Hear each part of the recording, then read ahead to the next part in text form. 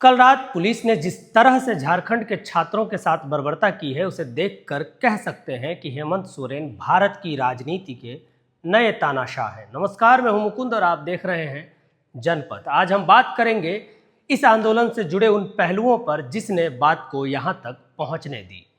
सबसे पहले समझते हैं कि छात्रों के मुद्दे क्या क्या थे।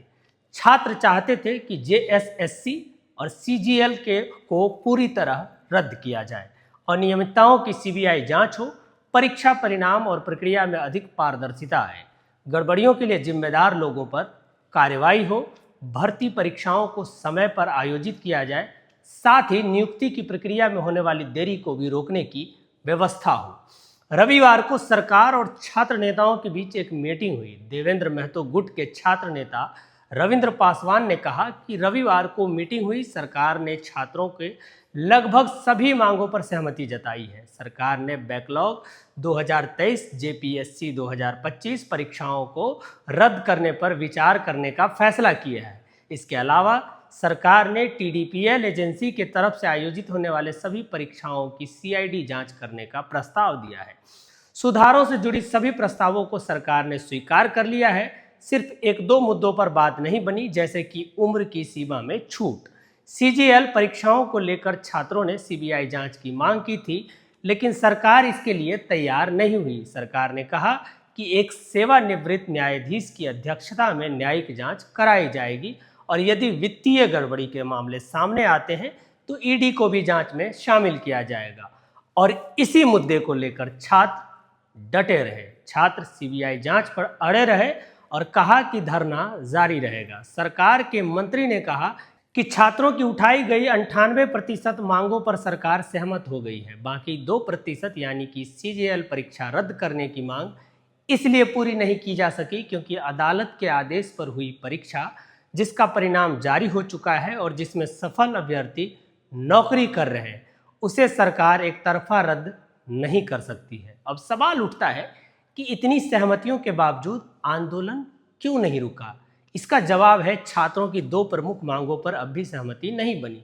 पहली सीबीआई जांच और दूसरी जेएसएससी सीजीएल परीक्षा को रद्द करना। छात्रों का साफ साफ कहना था कि उन्हें राज्य की जांच एजेंसियों पर भरोसा नहीं है, इसलिए वे पूरे मामले पर सीबीआई जांच के लिए अड़े रहे। 10 अगस्त सोमवार को शांतिपूर्वक विधानसभा घेराव का कार्यक्रम था। इसमें तमाम छात्र एवं छात्र नेता अपने गुट के साथ शामिल हुए। देवेंद्र नाथ महतो भूख हड़ताल के बावजूद इस प्रदर्शन में शामिल हुए। वे एम्बुलेंस से वहां पहुंचे और स्ट्रेचर पर आगे बढ़ रहे थे। अब दिन भर की महत्वपूर्ण घटनाओं को थोड़ा ध्यान से सुनिए। सुबह सबसे पहले मुख्यमंत्री आवास के बाहर धरना पर बैठे भाजपा नेताओं को पुलिस ने हिरासत में ले लिया। इस धरना में पूर्व मुख्यमंत्री बाबूलाल मरांडी समेत अनेकों विधायक शामिल थे। राज्य भर से छात्रों के बड़ा हुजूम रांची के जयपाल सिंह मुंडा स्टेडियम में जुटे थे। यहां से शांतिपूर्ण तरीके से नारे लगाते हुए, हाथों में तिरंगा लिए हुए छात्रों का हुजूम पुराने विधानसभा से नए विधानसभा की ओर मार्च के लिए निकला।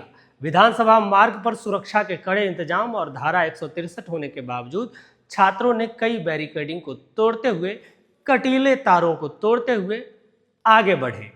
पुलिस ने हल्की फुल्की लाठीचार्ज की, बल प्रयोग किया, लेकिन छात्र लगातार बढ़ते रहे। इसमें कई छात्रों को गंभीर चोटें भी आई और हॉस्पिटल में भर्ती भी कराया गया। दूसरी तरफ आंदोलनकारी छात्रों ने पुलिस बल के ऊपर बोतल एवं चप्पल भी फेंके। इसी बीच दोपहर के बाद शाम होने के आसपास छात्र विधानसभा के मुख्य गेट से कुछ ही दूरी पर अंतिम बैरिकेडिंग तक पहुंच गए और वहां डट गए। भीड़ कटीले तारों वाले बैरिकेड्स को पार करने लगी तो पुलिस ने छात्रों के लिए वाटर कैनन का इस्तेमाल किया और आंसू गैस के गोले छोड़े। स्थिति बिगड़ने पर पुलिस ने लाठीचार्ज किया। कुछ जगहों पर छात्रों और पुलिस के बीच धक्का मुक्की हुई, जिसमें एक पुलिसकर्मी के सिर पर भी चोट आई। पिछले 9-10 दिनों से भूख हड़ताल पर बैठे छात्र नेता देवेंद्र नाथ महतो भी इस मार्च में शामिल थे। अत्यधिक कमजोरी के कारण उनकी स्थिति बिगड़ गई और उन्हें आनन फानन में रांची के अस्पताल में भर्ती कराया गया। शाम ढलने के बाद कई छात्र विधानसभा के भीतर घुसने की कोशिश करने लगे। सैकड़ों छात्र विधानसभा गेट के पास से हटने के लिए तैयार नहीं थे, वहीं धरने पर बैठ गए। इसके बाद रात के वक्त प्रशासन ने स्ट्रीट लाइटें बंद कर अंधेरे का फायदा उठाया और पुलिस ने छात्रों को दौड़ा दौड़ा कर पीटा, लाठियां भाजी। इस अचानक हुए लाठीचार्ज में अनेकों छात्र सहित 100 से अधिक लोग घायल हो गए, जिन्हें विभिन्न अस्पतालों में ले जाया गया। रांची पुलिस ने बयान दिया कि प्रदर्शनकारियों की ओर से पहले पत्थरबाजी की गई थी और वे जबरन विधानसभा परिसर में घुसने की कोशिश कर रहे थे, जिसके जवाब में पुलिस ने भीड़ को खदेड़ने के लिए कार्रवाई की।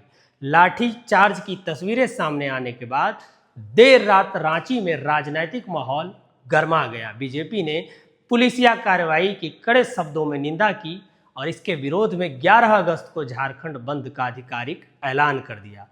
दूसरी तरफ मुख्यमंत्री हेमंत सोरेन ने भी बयान जारी कर छात्रों से किसी के भी बहकावे में न आने की अपील की।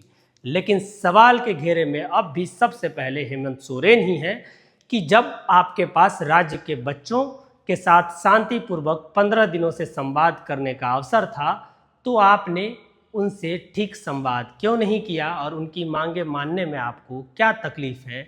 सीबीआई से आखिर आपको डर किस बात का है? सवाल कांग्रेस और राहुल गांधी से भी है कि यदि बच्चों के प्रदर्शन को नैतिक समर्थन दे रहे हैं तो उसी नैतिकता के आधार पर झारखंड में सरकार से अपना समर्थन वापस क्यों नहीं ले लेते? और सवाल भाजपा से भी है कि आपको केवल उस राज्य में बच्चों की चिंता क्यों होती है जहां आप विपक्ष में हैं? आपका इस पूरे खबर में क्या राय है? हमें कमेंट बॉक्स में ज़रूर बताएं और बाकी की खबरों के लिए देखते रहें जनपद।